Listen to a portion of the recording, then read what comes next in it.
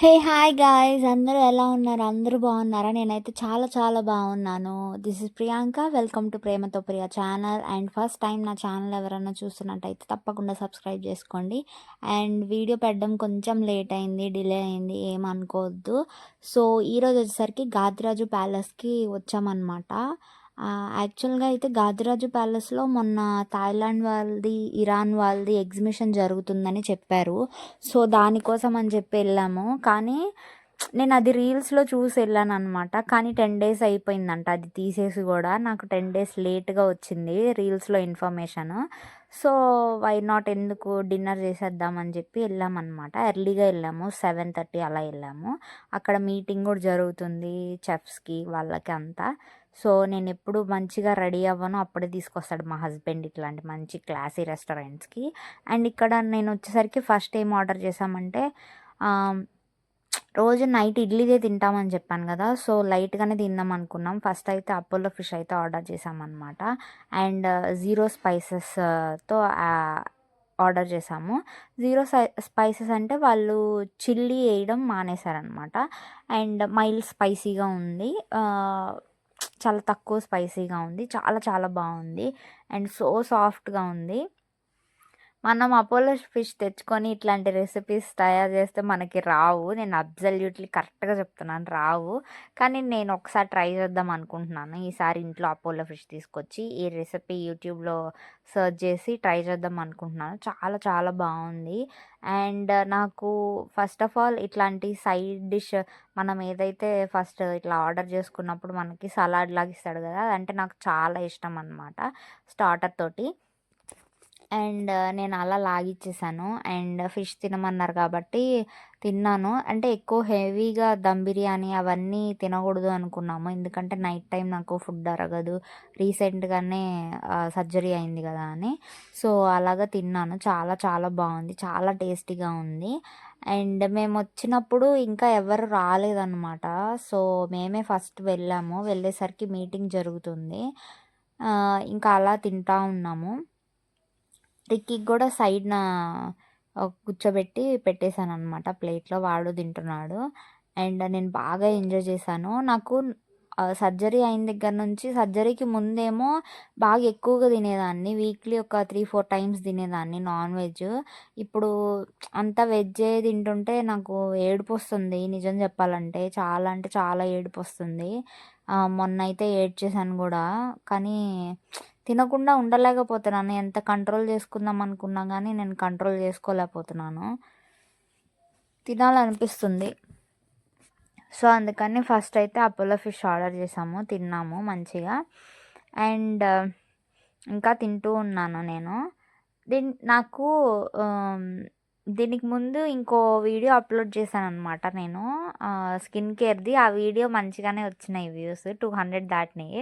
నా ఏ వ్లాగ్కి కూడా అన్ని వ్యూస్ రాలేదు. సో నాకు మంచిగా అనిపించింది. అంటే స్కిన్ కేర్ అందరికీ చూశారు, అంటే యూస్ఫుల్ అయిందేమో అని అనుకున్నాను. అండ్ దయచేసి సబ్స్క్రైబ్ చేసుకోండి. అసలు సబ్స్క్రైబర్సే పెరగట్లేదు నా వీడియోకి.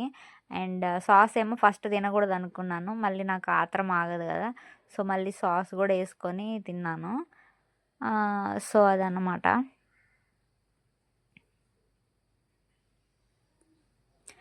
తర్వాత చిన్న చిన్నగా యాడ్ అవుతున్నారు.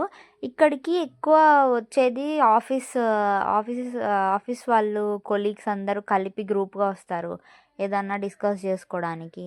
ఇట్లాంటి వాళ్ళని నేను ఎక్కువ సార్లు చూసాను అనమాట గాదిరాజు ప్యాలెస్ రెస్టారెంట్లో. అండ్ నేను ఇంతకుముందు ఒక 7 టైమ్స్ 5 టైమ్స్ అలా విజిట్ చేశాను అక్కడ.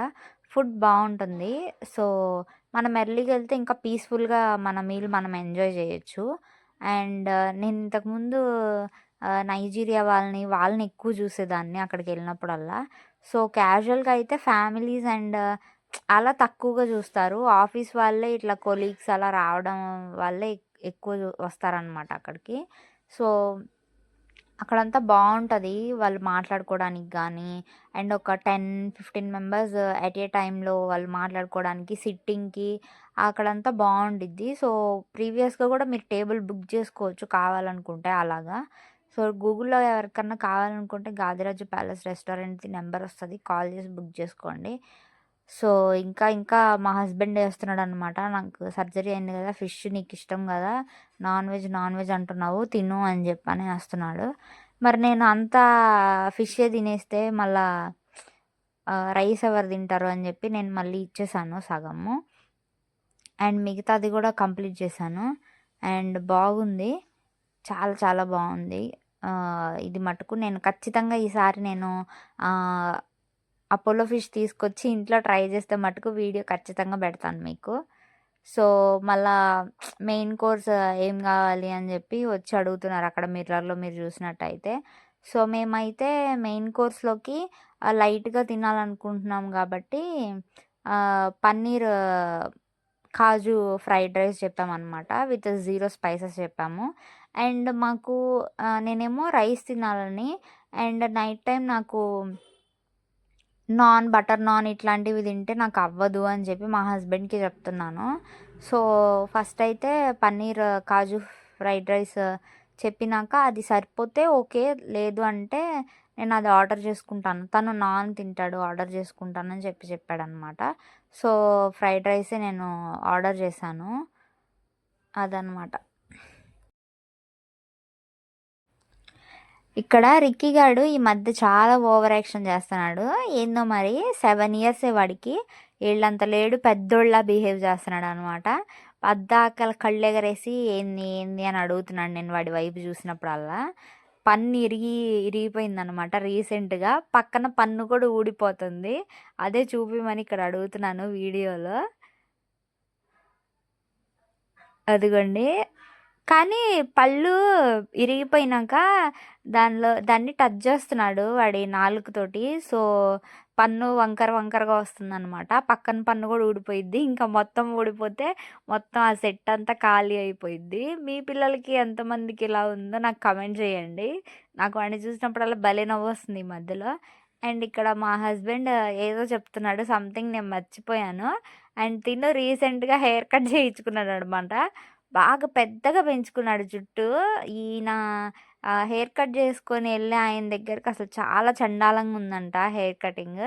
ఏందో మరి ఒకటి చెప్తుంటే ఒకటి చేస్తున్నాడు అని మొత్తం కట్ చేసి పడేసాడు. అన్‌ఈవెన్‌గా కట్ చేసాడు అది గూడా.